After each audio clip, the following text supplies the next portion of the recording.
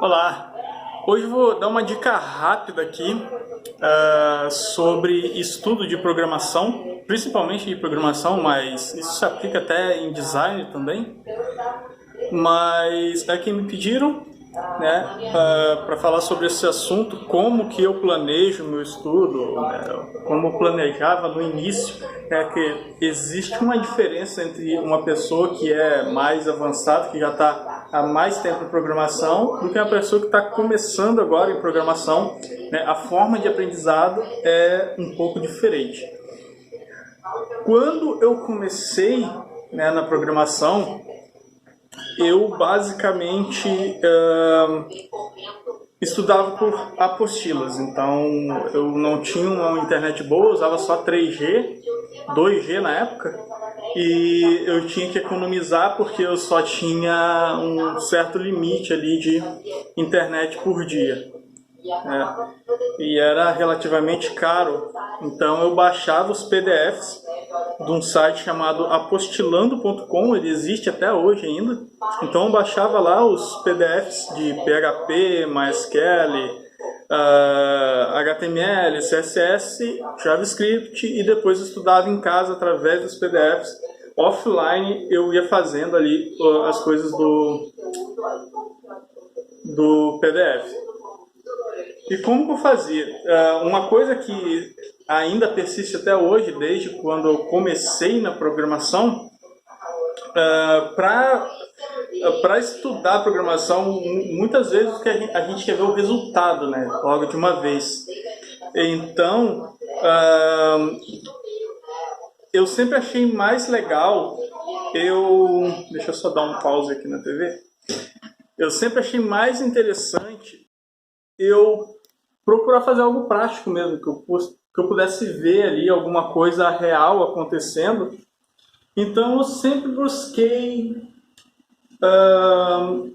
pegar algum projeto, não só ficar vendo videoaulas ou ficar lendo os PDFs, né? Eu sempre procurei pegar um projeto e não estudar ele de uma forma completa, mas sim por partes. Então eu pegava, quando eu descobri os sites, quando eu descobri o HTML, por exemplo, eu estudava como fazer um menu, como fazer um cabeçalho, né, como fazer um rodapé separadamente. Então é mais prático você pegar, né, é mais confortável, principalmente para o iniciante, você pegar um projeto, eu quero aprender a fazer um formulário, por exemplo.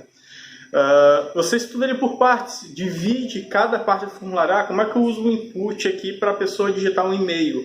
Aí você pega e pesquisa em várias fontes diferentes como utilizar e para que serve o input de e-mail. Então, uma outra técnica que eu uso bastante até hoje é uma técnica chamada prática deliberada. Ela não é necessariamente vinculada à programação, mas no geral, isso é uma técnica geral de estudo. Existem várias técnicas de estudos que você pode procurar na internet. Tem um canal muito bacana do Seiichi Arata, o Arata Academy, e ele costuma dar bastante dicas de estudo, de como aprender a aprender, né? Como você utiliza técnicas de estudos para conseguir absorver melhor o conhecimento. Então, o que eu faço? Eu sempre uso a prática deliberada, que no meu caso é basicamente abrir um monte de abas de navegador falando sobre o mesmo assunto. Então eu pesquiso um assunto no Google vou ali abrindo todas as referências que eu encontrar na primeira página, de autores diferentes, explicações de uma forma diferente, dou preferência pelo material escrito. Mas às vezes eu assisto vídeos também, mas é mais raro assistir vídeo, eu absorvo mais material escrito. Então eu faço isso, eu abro vários autores diferentes, eu vou no Medium, eu vou no Stack Overflow, eu vou no W3 Schools, eu vou na documentação oficial da linguagem que estou aprendendo, ou do framework, seja lá o que for que eu vou aprender. E isso ajuda você a abstrair um pouco de aprender uma coisa só da forma que uma pessoa pensa. Então você vai aprender num tutorial a fazer um formulário, para você não se prender naquela única forma de fazer o formulário, porque a coisa mágica da programação está aí, né? Você pode fazer a mesma coisa de 1001 formas diferentes, né? O teu código, você pode escrever um formulário de um jeito hoje e ter o mesmo resultado visual amanhã com um outro tipo de código totalmente diferente. Então, essa é a mágica da programação, né? Te dá uma liberdade de você não precisa se repetir, né? Foi justamente isso até que me trouxe para a programação. Esse lance de eu poder não me repetir, eu poder fazer a mesma coisa de formas diferentes. Então, a prática deliberada, ela vai ajudar você a fixar o conhecimento real ali, né? Abstrair o conhecimento do fazer, no caso, e você vai conseguir, ao invés de decorar um código de alguém, você vai realmente entender o que aquele código está fazendo, né? Você vai entender o conceito. Entender o conceito é muito mais útil do que você decorar código e repetir ele depois. Essa é a técnica principal que eu uso, né? E além disso, digamos assim, dividir o estudo em pequenas etapas. Então, se eu vou estudar como fazer lá o formulário, eu não vou pegar e tentar fazer um formulário completo. Eu vou estudar cada parte. Um formulário, por exemplo, se você for estudar o front-end, o back-end, e o front-end dividido em duas partes, né? Porque a validação com JavaScript, que vai mais para a programação, eu costumo sempre dividir em partes. Então, se eu estou fazendo formulário, primeiro eu vou estudar o design. Isso pensando no full stack, né? Se eu for fazer toda a parte ali, né? Desde o front até o back. Então, eu começo estudando como é o design de um formulário. Eu separo em partes, né? Cada etapa como se eu fosse 4 pessoas diferentes. Então, como que eu faço, como que é um design de um formulário, né? Como que costumam ser os campos, os formatos dos botões, né? Então, eu vou sempre dividindo em partes. Depois de definir ali como que é mais ou menos um layout de um formulário, eu costumo esboçar o layout que eu quero reproduzir no papel. Então, eu desenho mesmo no papel, pego uma folha de caderno, qualquer coisa, qualquer papel que você tiver, um lápis ou uma caneta, e esboça mesmo no papel para você criar consciência de layout, de organização. Isso vai te dar um up na questão até de UX, né? E UI, que é interface de usuário e experiência de usuário. Você vai passar a enxergar ali o teu layout antes de programar. Essa é a primeira etapa. Pensando, né, novamente, repetindo aqui, pensando no full stack. Então, às vezes você não precisa ver todas as etapas. Você vai fazer uma etapa só dessa, mas aqui eu vou citar todas. Como eu sou full stack, eu passo por todas as etapas. Então, sempre começo pesquisando como é o design de tal coisa que eu quero fazer, depois eu esboço ele no papel, ou quando eu não esboço no papel, eu esboço ele na minha própria cabeça. Então, o layout está aqui, apesar de eu não esboçar ele no papel, mas é preferível esboçar no papel. Tanto é que eu tenho projetos completos que estão em folhas de caderno aqui para mim poder programar, que eu não programei ainda. Depois de esboçar o layout, eu parto para o HTML. Né? Eu vou exatamente nessa ordem. Né? Layout, né? Pesquisa sobre design, depois eu esboçar o layout, depois fazer o HTML. Então, eu tenho que estruturar o meu HTML, né? Ali, quando eu estou estudando, né? A primeira coisa é o HTML, porque a partir do HTML é que tudo vai surgir visualmente. Então, se tu está no front-end, no caso, a primeira etapa é o HTML, antes de CSS e do JavaScript. Você tem que estruturar o teu HTML de uma forma ali que vai ficar fácil depois tu manipular via CSS o que for necessário.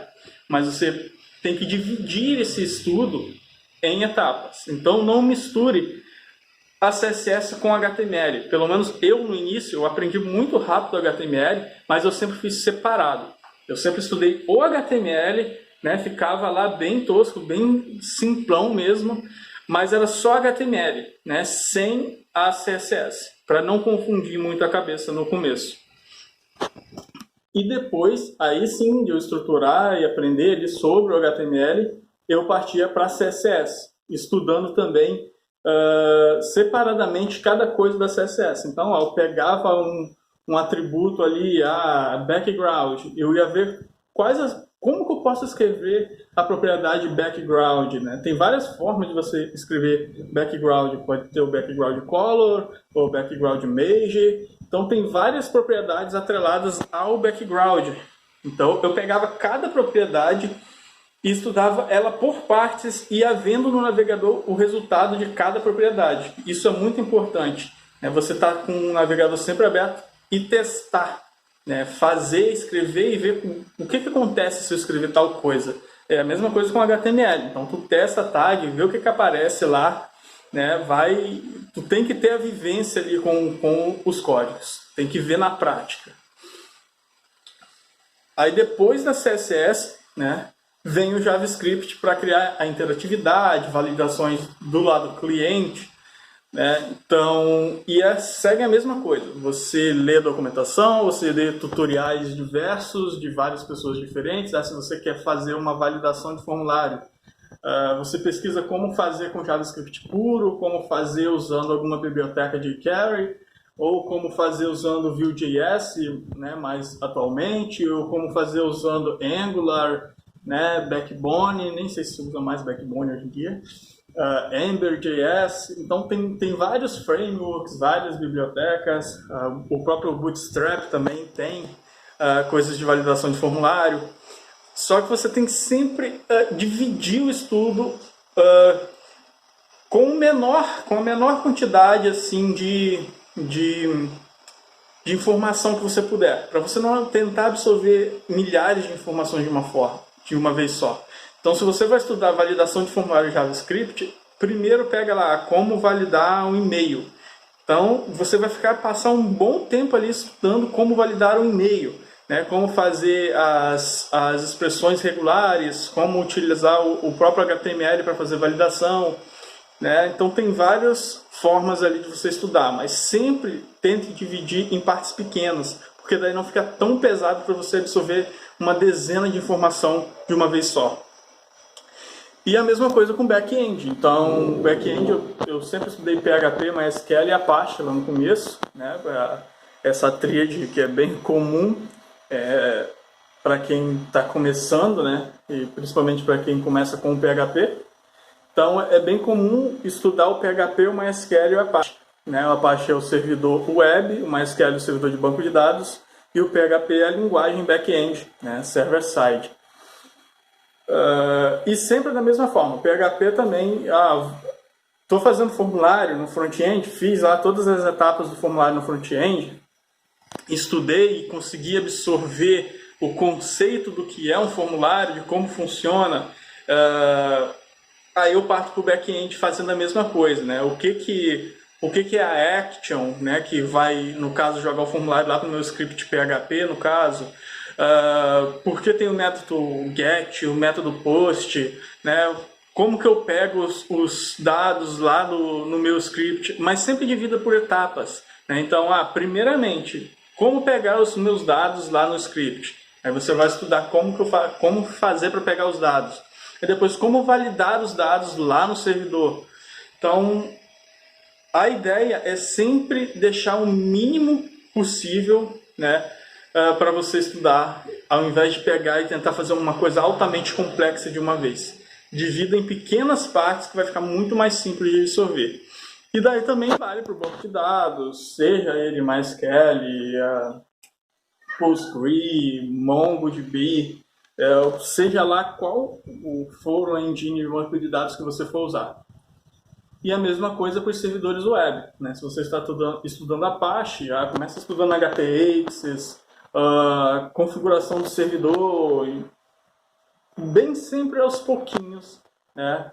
E uma coisa que você sempre vai encontrar é bug, erros que vão acontecer durante a instalação, durante a configuração. E é aí que está o pulo do gato na programação. Se você consegue resolver esses problemas, né, durante o estudo, você acaba entrando no mercado muito mais rápido.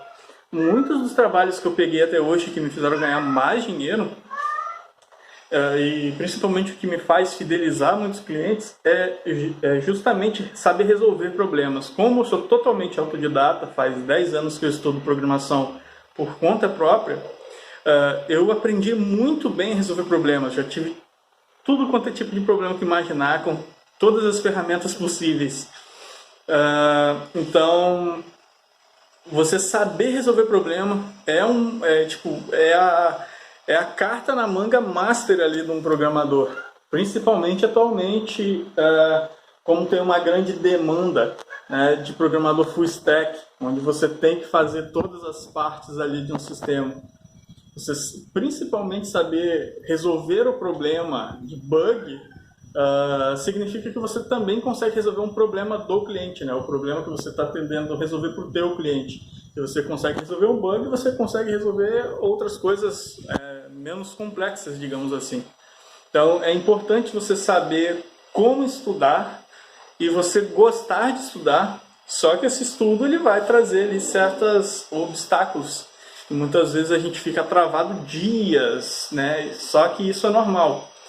Às vezes você vai passar meses vendo uma coisa ali e de repente era uma coisa bem simples de resolver. Só que isso é super normal. Então é basicamente isso, essa questão do estudo. É dividir em pequenas etapas tudo que você for estudar, não importa o que seja.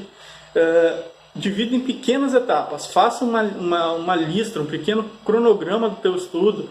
Se você vai estudar um formulário, divide ele em pequenas partes que você vai ir aprendendo passo a passo, e lá no final, todo o conhecimento absorvido junto, lá no final vai fazer um sentido. E também a questão da prática deliberada. Evite pegar um único autor e seguir só aquele tutorial. Porque muitas vezes ele vai explicar de uma forma dele, usando o jeito dele codificar. E a forma de codificar ela tem que ser sua. Você tem que entender o que você está fazendo. Você tem que conseguir modificar o que você está fazendo depois. E realmente entender o que está acontecendo ali no teu código. E a prática deliberada é algo que ajuda bastante nesse quesito. Tanto na fixação do conteúdo, quanto em realmente entender o que está acontecendo. Então é isso. Espero que essas dicas ajudem. Uma hora eu vou fazer um vídeo mais detalhado no computador, né, mostrando ali mais ou menos como que eu faço para estudar de uma forma mais prática, né, vou aprender alguma coisa nova ali e mostrar como que eu faço para estudar. Mas por enquanto é isso, deixa aí teu like, teu comentário, se tiver sugestão de vídeo também, deixa aí que eu vou fazer a gravação aqui para você.